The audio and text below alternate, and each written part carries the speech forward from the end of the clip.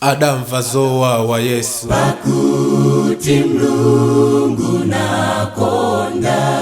Adamva zowawa Yesu Adamva zowawa Yesu mawu atikuonenilabe atangonenedwa kumene ndi Yudasi chimwemwe chili mtsaya popereka mwazi wosalakwa 30 a ndalama ali mthumba ndikamati ndalama ndiyo idamphetsa Yesu. Abale tigwirizane nazo. Adamva zowawa Yesu pachiyambi cha nsautso kwa Kayafa inde kwa Pilato ndiponinso kwa Herodi kalonga wankhalweya. Adamva zowawa Yesu zikoti zikupikisana ndimenye ndine ngati ana abulu osangalala chifukwa cha ubwana wawo mbiri ndi ulamuliro omasula Barabayo chifwamba itaperekedwa.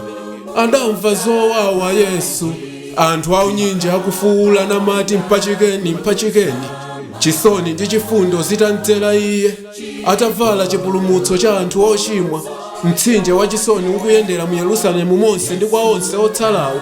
Adamva zowawa Yesuyo inde iye ndali nthawi yowawitsa adapezerapo mwayi amagulosale pogulitsa 3 longwa ndi lasting nelosi inde ya dzimbiri itatu misomaliyo modula cholinga chokankhadzulira nayo mpulumutsiyo. Nawo amakalipentala ntchito yawo adayionetsadi pokhoma chawo chakolite chimtandacho choti muomboliyo akaferepo ali nawo pefupefu mtandawo atalemedwa ndi zolakwa za mtundu wa anthu a dziko lapansi. Ulendowo unali wa ku Gologota inde malo abadewo sangamuto atammanga ulula wakupanda ndani idali nyimbo yomwe ankampandira makofi muomboliyo malovu udali mtsinje omwe unkayendera m'masaya mwake. Adamva zowawa Yesuyo adaphunzirirapo chisokoli mwa mwana wa mwambayo nthungo nthiti zinali kuyenda pomwe mtsinje wa chipulumutso unatulukira ndi mawu oti Atate muwakhululukire anthu awa poti sadziwa chomwe achita.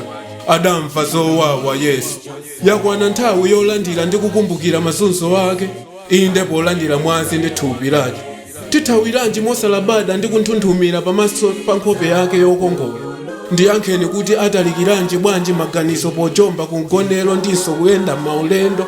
Ndaona ambiri tidzafa yowawa imfa adayiona chiwamba chifukwa cha uchimo pamene adamva zowawa kupulumutsa iwe ndi ine. Adamva zowawa Yesu.